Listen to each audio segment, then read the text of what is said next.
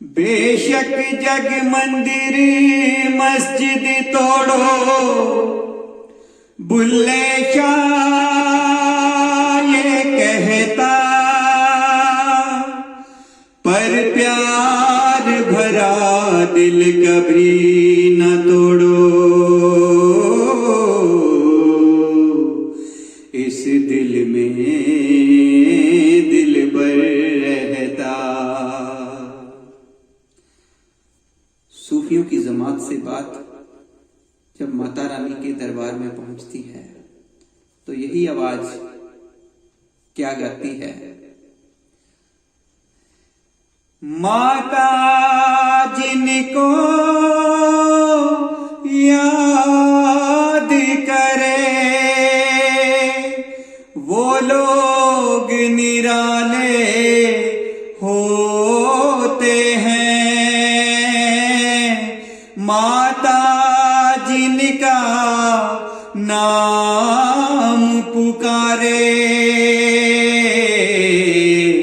किस्मत वाले होते हैं।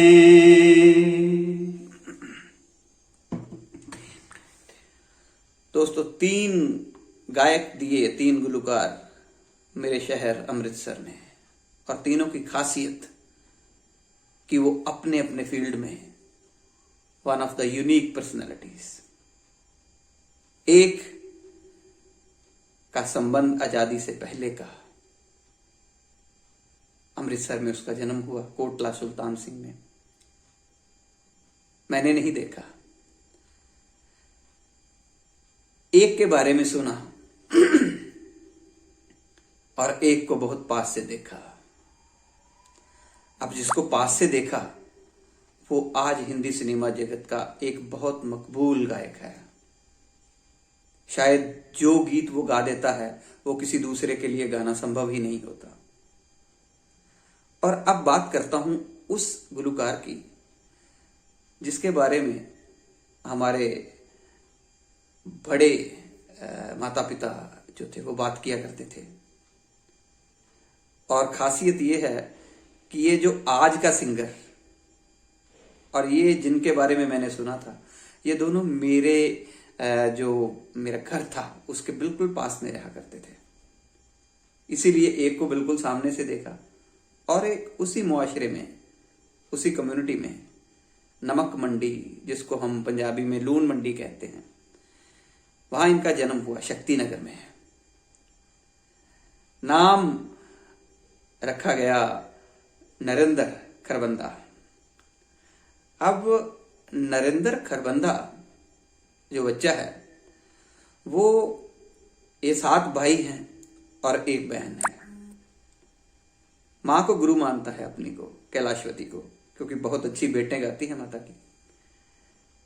अब खासियत ये है कि ये बच्चा नरेंद्र खरबंदा अपनी क्लास में बहुत शरारती है, अपनी कक्षा में। और इसके हिंदी के टीचर शास्त्री जी इसे चंचल कहकर पुकारते हैं, क्योंकि चंचल का अर्थ होता है नटखट, शरारती। और उसी अध्यापक का दिया हुआ नाम पूरे विश्व में विख्यात हो गया। और नरेंद्र कम जानने लगे, चंचल ज्यादा जानने लगे, यानी कि नरेंद्र चंचल। नरेंद्र चंचल का जो परिवार था वो लोअर मिडिल क्लास फैमिली थी, घर में गुर्बत भी थी। और सबसे बड़ी बात यह है कि उस समय में गाना जो था, गायन जो था, वो आम घरों में अच्छी बात नहीं समझी जाती थी और इसका भी विरोध होता है। और बच्चा जो है नरेंद्र, वो अपने घर वालों से बगावत करके गली मोहल्ले कूचों में गाता है अमृतसर में और मकबूल हो जाता है। एक और छोटी सी बात देखिए कि जिंदगी का छोटे से छोटा पल, छोटी सी छोटी घटना, छोटे से छोटा तिनका भी कभी आपके लिए एक बहुत बड़ा जहाज बन जाता है। नरेंद्र चंचल अपने बारे में बताते हैं कि एक बार वो पकौड़े लेके, हमारे अमृतसर में पकौड़े बहुत मकबूल होते हैं जिसको तलिया कहते हैं, तो ये पकौड़े लेके आ रहे थे घर से। तो इनके पास जो जिसमें पकौड़े डाले गए, जिस लिफाफे में, उस पर बुल्ले शाह जी की काफी लिखी हुई थी और इन्होंने उसकी रटाफिकेशन की, रटन तो हो गया उनको, और वहीं से उनको साईं बुल्ले शाह जी को पढ़ने का थोड़ा शौक हुआ, और क्योंकि गायन से संबंध था तो ये बुल्ले शाह जी को गाने लगे। अब ये बुल्ले शाह जी को गाने लगे तो धीरे धीरे धीरे धीरे एक मकाम ऐसा आया कि ये नरेंद्र मुंबई में बैसाखी के मेले पे गा रहे थे और बुल्ले शाह जी की काफी गा रहे थे, और वहां सामने कौन बैठा हुआ है? Raj Kapoor, the greatest showman of India. तो ये उनको देखता है, राज कपूर इनके ग्रीन रूम में जाते हैं, इनसे मिलते हैं और बोलते हैं कि आप मेरे को आके स्टूडियो में लो। और वहीं से एक ऐसा गीत जो था बुल्ले शाह जी की काफी पर आधारित, बेशक मंदिर मस्जिद तोड़ो बुल्ले शाह ये कहता, पर प्यार भरा दिल कभी ना तोड़ो, इस दिल में दिल भर रहता। तो ये गीत नरेंद्र चंचल को मकबूल कर गया। अब नरेंद्र बताते हैं कि धीरे धीरे जैसे जैसे ये बंबई में जब एक साधारण से इंसान थे कि फिल्म के हीरो की तरह मानिंद हो गए, तो यहाँ पे इनके दिमाग में जो था वो घमंड आता है, अहंकार आता है। जैसे कि हम आजकल गीता चिंतन में भी बात करते हैं कि अहंकार आता है। जिस मंदिर में पहले माता रानी की भेंटें गाया करते थे, वहां पे उन्होंने बोला कि आप भेंट गाओ, तो इन्होंने मना कर दिया, टाल मटोल कर दी, क्योंकि खुद का कद जो था वो बहुत बड़ा लगने लगा था। कहते हैं बस उसी घटना के बाद अचानक 1-2 रोज के बाद मेरी आवाज बंद हो गई, चली गई आवाज, और 2 महीने तक नरेंद्र चंचल की आवाज नहीं आई। फिर मुआजरत की, माफी मांगी ईश्वर से, और फिर जब कृपा हुई 2 महीने बाद आवाज जब वापस आती है नरेंद्र चंचल की, तो आशा फिल्म की जो भेंट थी और अवतार फिल्म की जो माता रानी की भेंट थी, चलो बुलावा आया है, माता ने बुलाया है, तूने मुझे बुलाया शेरां वालिए, मैं आया शेरां वालिए। तो ये बातें जो है नरेंद्र चंचल की खासियत क्या है? नरेंद्र चंचल मेरे अनुसार एक ऐसा गायक है जिसने जो एक परफॉर्मिंग जो सिंगर है कमाल का था।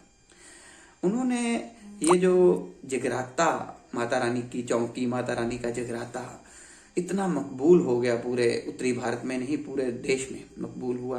तो इसके पीछे नरेंद्र चंचल का एक बहुत बड़ा हाथ है कि जिस तरह से वो परफॉर्म करके झूम झूम के माता रानी की भेंटें गाते थे, तो उससे उस माता रानी का जो दरबार है कटरा में, उसकी एक अलग सी छटा जो थी, उसकी एक अलग सी महिमा, उसकी एक अलग सी जो महानता है वो और ज्यादा बड़ी है कि लोग जो थे वो भी झूम कर गाने लगे।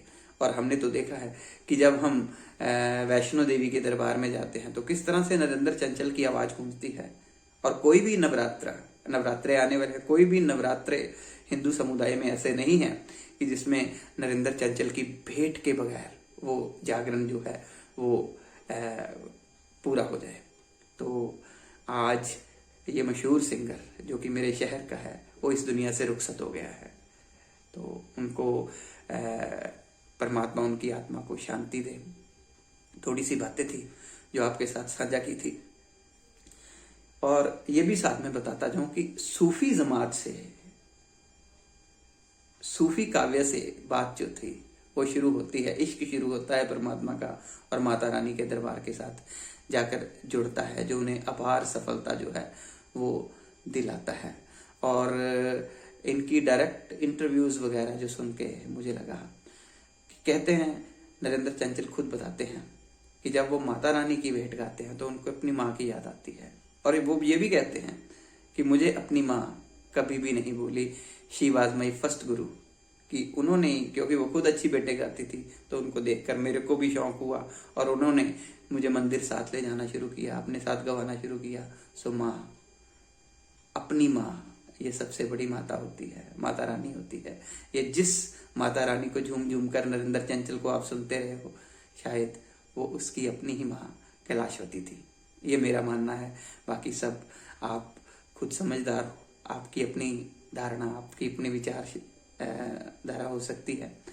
तो इनकी ही 2 लाइन्स जो है उसके साथ नरेंद्र चंचल जी को जो आज दुनिया से रुखसत हुए हैं, उनको हम श्रद्धांजलि देते हैं कि यारा ओ यारा इश्क ने मारा, हो गया मैं तो तुझ पे तमाम, दे रहे सब मुझे तेरा नाम, मैं बेनाम हो गया, मैं बेनाम